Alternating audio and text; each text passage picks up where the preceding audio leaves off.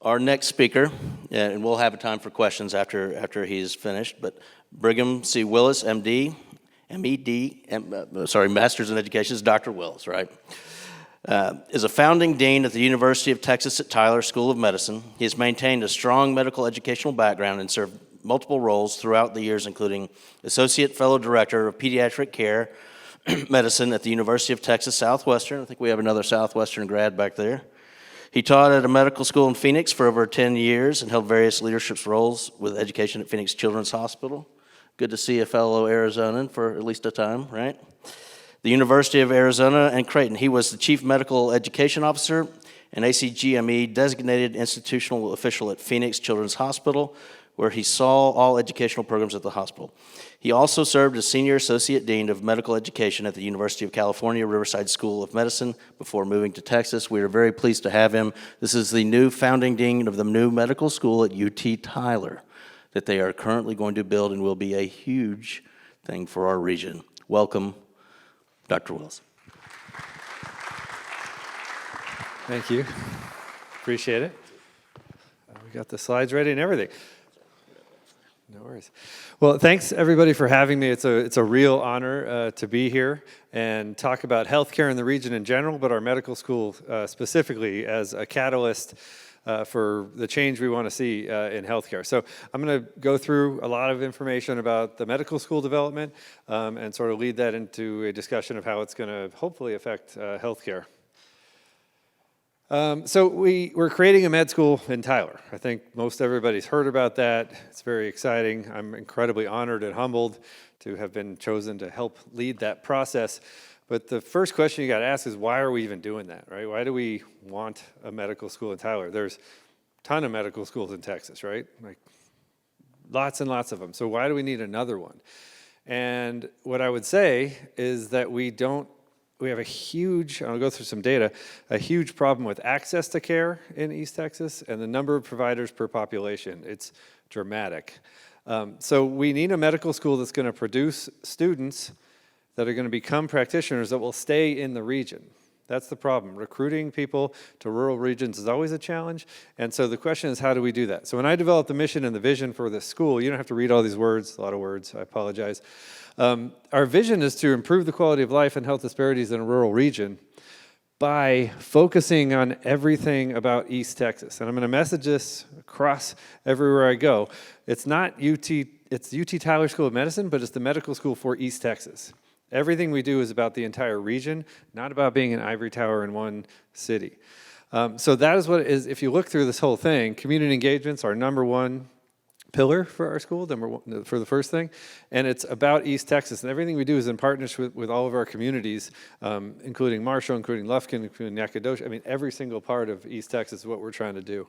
We're going to educate people, right, on how to reduce these health disparities. We'll go through some of those. There are huge health disparities between outcomes in East Texas versus the rest of the state and the U.S. Research. To fix these things, we're going to have to generate new knowledge and new approaches to how to address these health outcomes. And so we're going to have a really robust research. And then clinical, right? We need to expand our clinical network throughout the region to help people get better. Also, I'm really informal. I don't like just talking, so if there's any questions, I can answer them. I know we're going to do a Q&A after, but not averse to questions.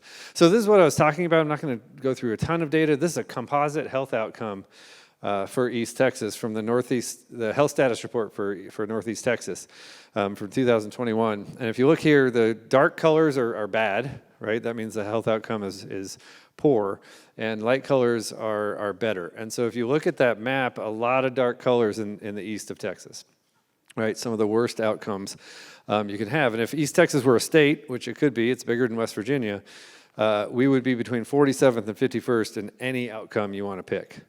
It's not a good situation. We need better access to care. We need more providers. We need more solutions for what we're trying to do, which is what the med school, I don't know where to point this thing. That way? There we go. So what are the values of our medical school? I'm really proud of those. Number one is perseverance, right? If this is going to be easy, it would have happened already, right? So this med school, we need to have the perseverance to overcome obstacles. Excellence, we're obviously going to be the best. I have the vision we're going to be the best rurally focused medical school in the country. There's no reason we can't, right? Respect community, that one is incredibly important to me. As I said, we're about all the communities of East Texas. We're not just trying to sit in Tyler and just talk about Tyler stuff. Because if you look at that map, Tyler's not really having that many problems, right? You throw a rock in Tyler, you hit a doctor. So we need to really be focused on the entire East Texas community. Creativity, again, these are not easy things. We're going to have to be incredibly creative to solve these problems. Addressing rural healthcare outcomes is not easy. And service, I believe in transformational leadership, service-oriented leadership, and that's what everything in our entire team is about, is how do we serve our communities. And the reason I'm really confident that this is going to be successful is that this is the strongest foundation for a new medical school that I've ever been a part of. I've been through 5 different startup medical schools, if you can believe it, in different capacities, from when I was a junior faculty in Phoenix all the way through here, University of Arizona, Phoenix, Creighton Medical School, Mayo Medical School, University of California, Riverside, all new medical schools. And we have the best setup by far. We have an incredibly committed and supportive community. And when I say that, it's not even hyperbole, that this is unbelievably exciting. Me being here, that you guys care about the medical school, it just fills my heart with joy. You open a new medical school in Houston, who's going to care, right? I mean, there's so many medical schools. You open a new med school in Phoenix. I mean, people are kind of excited, but I think people understand how this can be such an incredible catalyst for change, and the support we've seen is really unbelievable. We have a wonderful clinical base through multiple partners, right? We're primarily affiliated with UT Health East Texas, but we're also strongly affiliated with Christus. We're strongly affiliated with the FQHCs throughout the region. We're going to have a presence for our School of Medicine with all of these different health systems. Basic science, right? We have a really strong basic science operation going already, a Center for Biomedical Research. That didn't exist at almost all the schools that I was at. That's strong. Clinical research, again, we got to generate new knowledge to address these problems. Allied health training, we have great partners in pharmacy school, nursing school, School of Health Professions, TJC, all the different programs there. We can really do incredible interprofessional education, which I think is critical, because just having doctors go out by themselves is going to do nothing. Right? They have to be skilled in creating teams of care to address these access to care and community problems that we need to look at. There's a history of medical education in Tyler. We've had graduate medical education, which is residencies, for 40 years. We've had students coming from UTMB and UT Southwestern for a long time, which means our faculty and our clinicians are ready to keep training. The mergers that have happened in Tyler have been incredibly beneficial and made us able to do this medical school with the merged health operations in Tyler and the system of UT Health East Texas, and then the merger of UT Tyler and the UT Health Science Center. So the foundation has been laid. And what an opportunity. There's no med schools in this entire region. It's crazy. It's a region the size of a lot of states, or bigger than a lot of states. This is our first opportunity. So I'm incredibly excited to be here. So where are we? People always ask me sort of where we are on the journey of creating this medical school. We're actually hitting all our marks. Chairman Eltife has not fired me yet, so I'm good. I've lasted a year, so that's good news. We got accredited by all the different acronym accrediting agencies, which was a huge lift by our team. Actually, the cleanest accreditation reports I've ever seen in a new medical school, so we're really proud of that. We've hired all of our senior leadership, curriculum development. We're almost ready to go for our students to arrive here in late June. We're building incredible simulation in medicine and immersive learning experience centers at the school. We had the groundbreaking. That's a picture of the groundbreaking, which was a great ceremony. I don't know if anyone was there at that, but we had the governor there, Chairman Eltife, a lot of elected officials, and we've gotten really amazing philanthropy from multiple foundations and community members. So I think that excitement and desire to see this work is really there. So where are we for the first class? Everyone's always really, really excited about that first class. We're having 40 students in our class. We're keeping it small for a few years and then ramping up to 80 in a few years from now. But we had 4,568 applications for 40 seats, which I think shows the excitement about the medical school and the desire to be a part of the solution.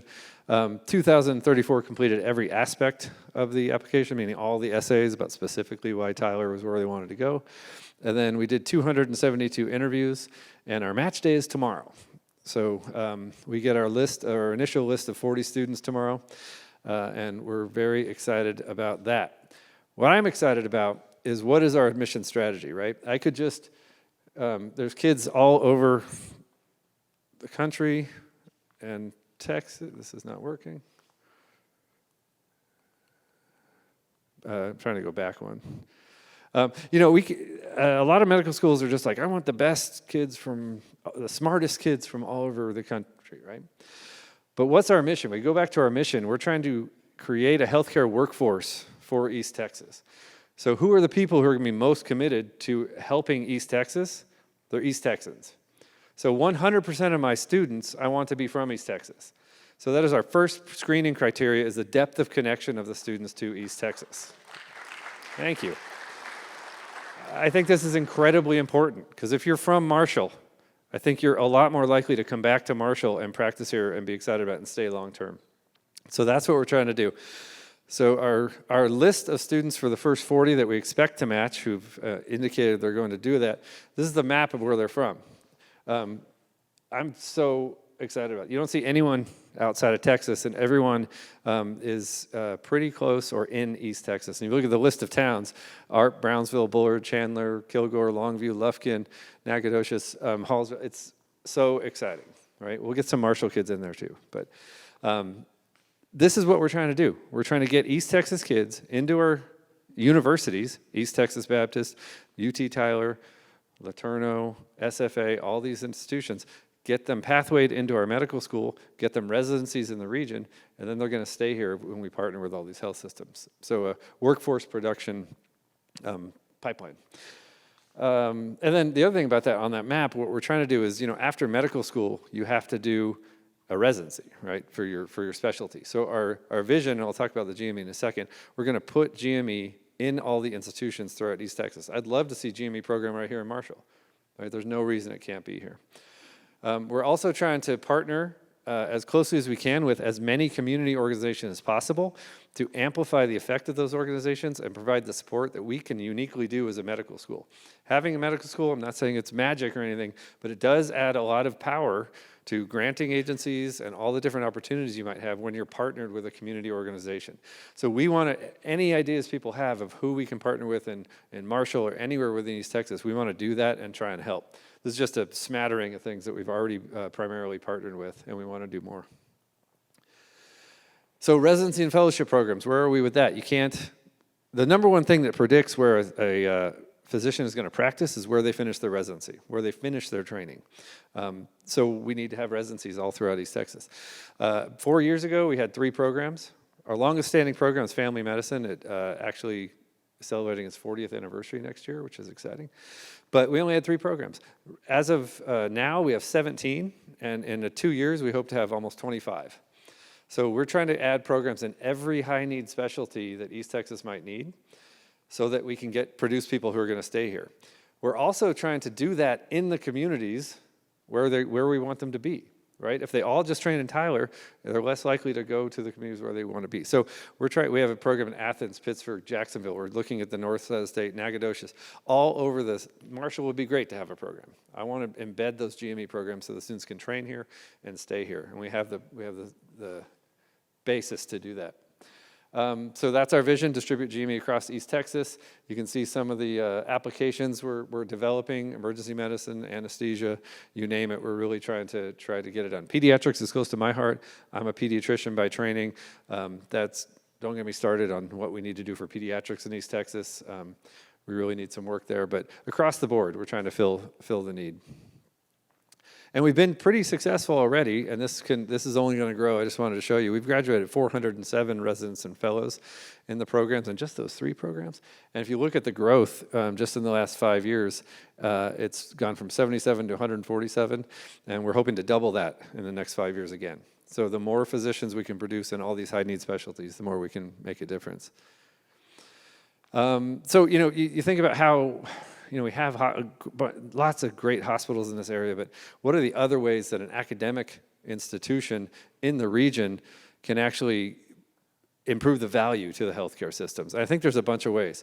Faculty recruitment is, I think, a huge way that this happens. The talent that you can attract when there's an academic center in a school of medicine is really a whole different ballgame.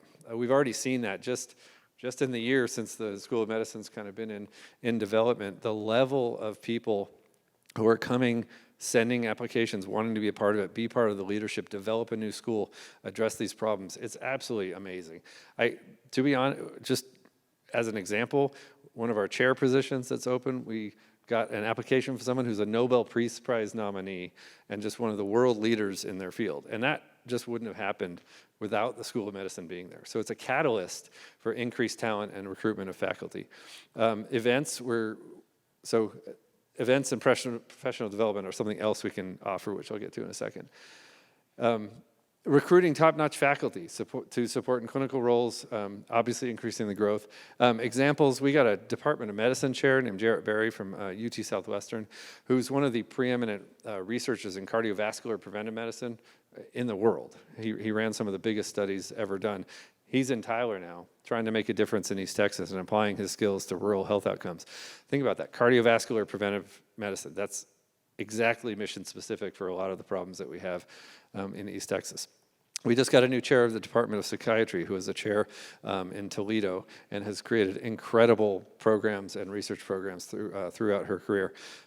Coming here to Tyler, to East Texas, to lead behavioral health. I mean, how much need is there in behavioral health in East Texas, right? We have these incredible leaders who are coming to be a part of this. We have multiple chair programs open, multiple academic positions that we're able to recruit for and get incredible talent. And then professional development. A medical school really provides an opportunity for all the physicians in a region to also get better, right? To continue their continuing medical education, have faculty development programs to be better at their craft. I have a vision on the North Campus in Tyler to set up a surgical skills regional training center, a center of excellence, where you imagine surgeons from the entire region could come and learn how to do the newest surgical procedure, or partner with companies to utilize the latest technology, right? But that training center is going to be key because they could come from Marshall for the day, do a training program, and then implement that kind of technology and types of procedures in the community. We're expanding every day our events too, so physicians, trainees, community members can come and continue to learn about their health, learn about how to improve health outcomes. We have a quarterly series that we like to call the Science and Society Symposium, which I'd love to see all of y'all at. We have an Innovation Day every year that we try and talk about innovations in medicine. How can we make things better? We have innumerable panels, research conferences, grand rounds. All of this is made possible by the presence of the School of Medicine. So I think there's a huge effect that it can have in many ways. So where is it going to be, the school? I get asked that all the time. We're going to be on the North Campus, the UT Health Science Center on 271 for about 3 years. These are some pictures of the facilities that we are just in the final stages of completing for the school. It's so cool. We were able to take all the ORs in the hospital there and turn that into a training center for the students. We have, is this laser? I don't know if I have a laser, but I'll go back. There we go. So on the bottom there, that's our main building for classrooms for the students. It was built in 2019. It's a gorgeous building. On the other pictures that's the hospital on the right, where the students are going to do clinical rotations and their simulation, anatomy, clinical skills training. And the rest of the pictures are of the facilities that we're completing for that, with the highest level of simulation equipment to get the students high fidelity training from day one. After that, we're going to move to a new building. I don't know if the groundbreaking I was talking about, we were lucky enough to get Regent's support for a brand new medical education building that will serve both as clinical space and as a home for the students. It's going to be 248,000 square feet right in the Midtown, right next to the hospital. There's going to be a sky bridge straight into the hospital, allowing hands-on learning for our residents. And it's really cool that a lot of times the med school building's kind of off by itself and the students are kind of on their own for a few years. Ours is integrated right there into the clinical space so that they're going to see every day why they're doing what they're doing and be able to get that immediate training. And they tell me it's going to be done by 2025. I don't know how that's possible. They haven't even torn down the buildings that are there yet, but maybe 2026. I don't know. We'll see. This is a rendering of the building. I think it's beautiful. I think they did a great job. If you look at it there on the right side of the screen, that wing is the medical student training area, where we're going to have the classrooms and the simulation lab, clinical skills. And on the left, that's actually patient space. We're going to have clinics, ORs, and stuff, and where our residents will be training for their clinical training. So I am very excited about this building. And that is it. I didn't want to talk too long. I wanted to make sure we had enough time for the Q&A, but happy to take any questions.